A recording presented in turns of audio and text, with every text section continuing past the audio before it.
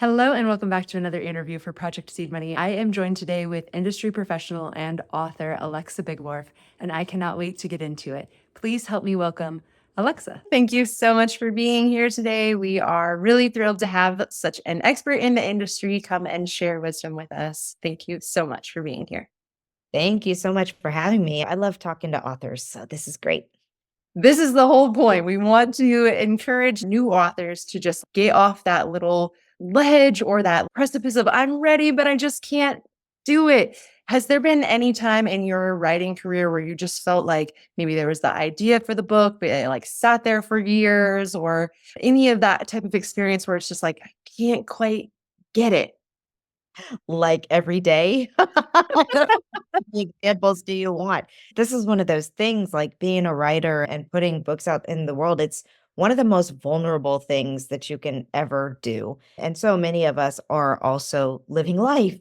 We have families, we have obligations, we have jobs, we have all of these things happening. And to be creative and to write, you have to have time and you have to have creative flow and all of those things that if life is really crazy and busy makes it really, really hard to do. I love writing more than anything in the world. And on a daily basis, I'm like, do I really want to do this? Do I really have the time to do this? I'm so tired. I would just rather watch Netflix and eat chocolate. I don't want to work on my book. But you have to. Put the book out. It's so true for me. I was just thinking this the other day. I just would rather lay in my bed and eat pad thai. Like that's my oh, I can just lay in bed all day and eat pad thai. But no, it just kind of comes, it's like necessary to come up though. Do you feel similarly that passion for the book? If you would rather sit and watch Netflix like Yes. me, how do you get yourself from that place of like, I just want to sit here and just not, but then like, I'm going to go and write the book because you have to, but that feeling of like, because I have to, that probably feels like something. It does. I think, and you hear this, I'm sure, from everybody who ever talks about anything that you want to do, and that is what's your why?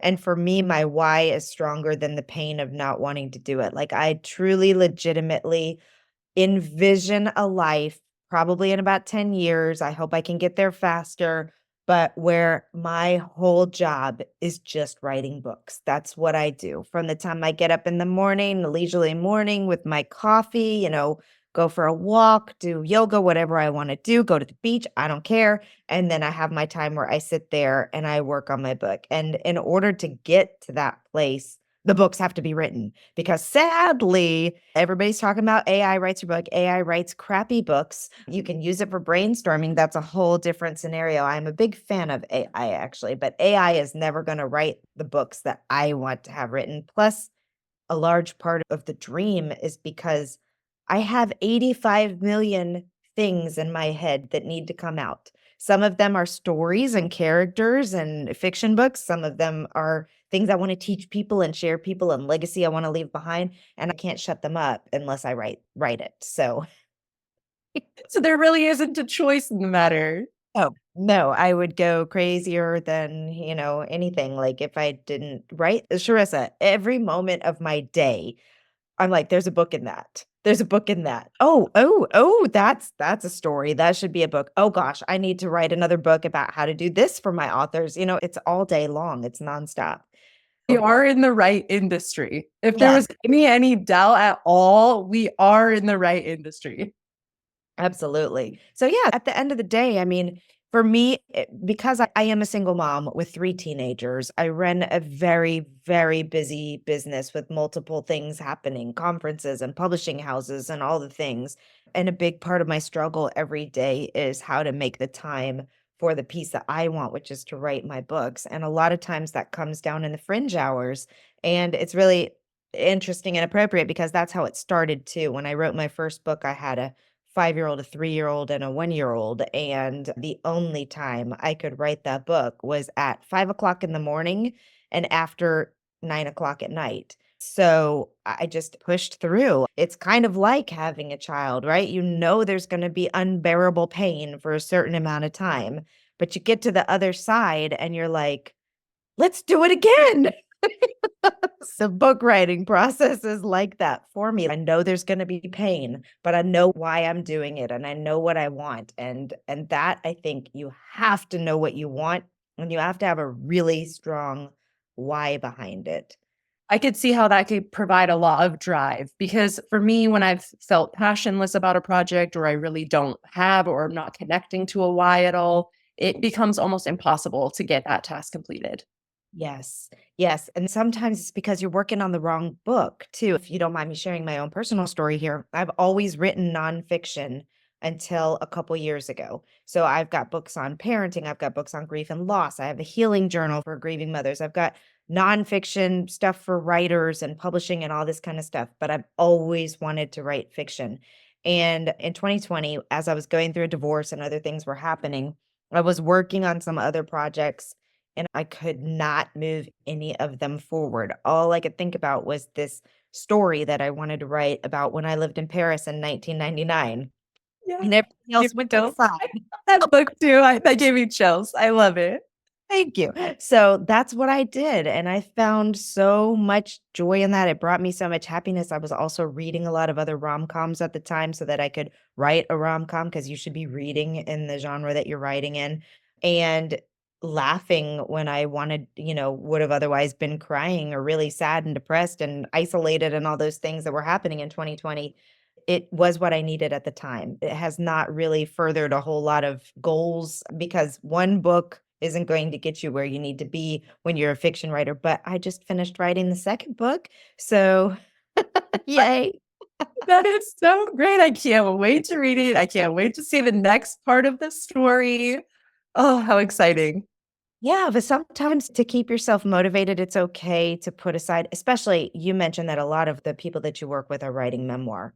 Is there Yes. anything harder than rehashing? Because with a lot of memoir, usually sometimes it's fantastic things. I've seen memoirs of people of their life in Hollywood or their archaeological dig or all these other things that aren't painful. But there's a lot of memoirs that take us to a very painful time in our lives as well. And so sometimes you need to just step away from that for a little while and write for fun or do something else and then come back to it when you can handle it. If you are resenting your book, if you're resenting yourself for getting yourself into the book, if you're resenting everyone around you, like your editor who's like, when are you going to, then it may be a time to just say, pause, time out, let me get some space, and then I'll come back to it. I love that. And so far, no one in any of my interviews has said that there may be a need to pivot at some point. They've mentioned things like taking creative breaks in other ways, like doing fiber arts or doing painting, things like that. But maybe it is a whole completely other book that needs to be written. That's just, that's Yeah. so fascinating. I've had a couple clients that have gone that way, actually. There was one client who wanted to work on a book for building she does, boudoir photography, and she wanted to write a book for helping other boudoir photographers build their businesses. Very cool. She could not move forward on that book, even though she knew all the information, she had a solid outline, she knew everything she wanted to put in it. She couldn't move forward because a year before that, she'd been diagnosed with breast cancer and had gone on this big breast cancer journey, and that's what she needed to write about. She was I like, mean, "Care that this doesn't further my business, that it doesn't like this is the story I have to tell now." that's so interesting. And I'm even like taking note for myself because I've been sitting on a book for 5 years that just can't come out. It's my own personal story. So it's like incredibly vulnerable. I'll write for like a week, pouring out of me. This is going to be done by Friday. And then halt. And it's months and months before I even open the files again.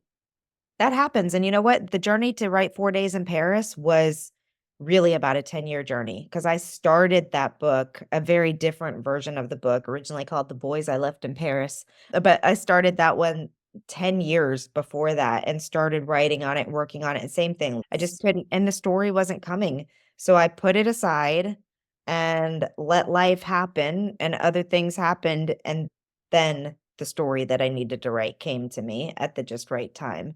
So I think one of the things is that we get so excited and legitimately so, writing a book is no small feat. So yes, it should be exciting to get it out there, but we get so excited about the idea of doing it that then we then put all these timelines and deadlines and pressures on ourselves that make it harder to find the creative voice, that make it harder to sit down. So I actually think, especially with memoir, What you're doing is just when the creativity strikes you without any, like, I'm going to publish this by next year, without anything like that, just sit down and write when you can. And I would also encourage people to get in writing groups as well and get feedback and critique from other writers, because sometimes what other people say, or even just listening to feedback and critique of other people, can really open up something in your brain that's like, okay, I should shift in this direction, or maybe I need to keep to this part of the story. But I think the biggest thing is grace and flexibility, really. Unless you're like me and you have this goal to be earning a full time living from writing your books by X date, then you don't have to put these random deadlines on yourself. What's like one piece of advice you would give someone who's just really like, I want to start writing, but I'm so scared and I don't know where to start and I can't even get myself like pen to paper? First of all, I think if you take it on as more of like a journaling exercise than rather a book writing exercise, I think it's a lot easier to sit down with a pen and paper and just let your heart flow. There's also a lot of scientific connection between the power of creativity between your pen to paper that doesn't happen at a keyboard. I think sitting at a blank screen in front of a keyboard is detrimental to some people, but pulling out a pretty journal or a leather bound book or something and just sitting down and writing can really help you flow. The other thing is mind mapping can be really helpful too. And I can't remember if it was with you. I think it was with you. We went through and we brainstormed all the possible content ideas for the book. And then my idea was to print that out on a piece of paper, cut it, and put those pieces of paper in a jar. And if you're not sure where to start, grab a piece of paper and just get like that prompt. Okay, so right now I want to work on teen 90 to 92 when I moved to wherever. And you just sit down and you just write. Don't think about it being a book. Don't think about it being something that anybody else is going to read. Just get those words out there. You can also use dictation if that's easier, to just kind of speak what you're saying. So there's a lot of tools that you can do, but I think most importantly, if you get over that hump of I'm writing a book and I need to sit down and it needs to start and go logically through outlining, just writing down ideas, coming up with ideas. Mind mapping is so great because you just think, okay, I'm going to write a book about when my twins were diagnosed with twin to twin transfusion syndrome. What are all the things? And just thinking about that, all the ideas just come to mind, like all the procedures we had, all the learning, all the medical stuff, the dangers, the emotions, the hospitalizations, like all the things, the doctors, the crazy doctors, the bad advice, the good advice, the phone calls, like just thinking about it just starts to come. So just jot all of those ideas and then you can pull those and you can write about any of those things. And at the end, you may not include all of those things, but it's a whole lot easier to edit back and cut things out than it is to try and add in things that aren't there. And the other thing that I would really suggest is maybe taking a creative writing course or doing something else. There's some great books of prompts. Your brain is a muscle and it needs to be exercised just like any other muscle in your body. So if you're not in the practice of writing, it is going to be just like if you decided to train for a 5K and you've never run anywhere. Like you're going to have to start walking slowly, maybe. There are some days I was telling my therapist the other day, I was like, I know I need to walk, but I'm just so exhausted. So I have started doing what I call the zombie death march, where I just leave my house and I slug down the street until my body starts warming up and realizes, okay, you can do this. So sometimes it's like that with writing too. By getting a prompt that has nothing to do, I mean, you can come up with your own prompts every morning, write three things you're grateful for, or look out your window and describe what you see, or look through your photo album and start writing stories about what happened in that picture or what could have happened in that picture. So there's just a lot of ways to get that muscle going. And the more that you do that, the more natural it will come to you. That's so good. That's so awesome. That just teaches us that like we are teachable, we are Yes. trainable. We are not coming as like, oh, we're broken, we can't do something. It just may be a different story. It may be a paper instead of a computer, and it may be just journaling rather than I'm writing a book. I'm going to say something else that may be a little controversial. And if you don't like it, you can edit this out of our recording. But not everybody needs to write a book. You might find that what you need is a blog or just writing your own journal. If it's truly so much of a chore that you can't get past it, that may be your own intuition telling you this isn't the right thing to do, or you're not ready, or whatever it is. So, also, don't fall into the pressure of, I feel like I need to write a book, so I'm gonna make myself write a book because that's no fun. This is supposed to be it's not always gonna be fun, I can tell you that right now, but it should, for the most part, be fun or have enough rewards for you in the long run that it's worth it. So you might take the pressure off of yourself and just start by starting a blog. That's where my book originated from. I started a blog about our experience with my twin daughters, and eventually through interviewing people and doing other things and writing about my experiences and writing for other people, eventually I was able to put it all into a book. Not everything off the blog. The book is not from the blog, but there are plenty of people who literally blog a book. They start because it's so easy to sit down and say, I can write a 750-word blog post every Tuesday and just see where it takes me. Absolutely. Absolutely. That is so good. Thank you so much for saying that. And I do think that that's going to give people permission to just maybe even let go of the need, Yeah. really let go of it and just get into the journaling, get into the creative aspect of it, get into it maybe even for play or for fun or for pleasure.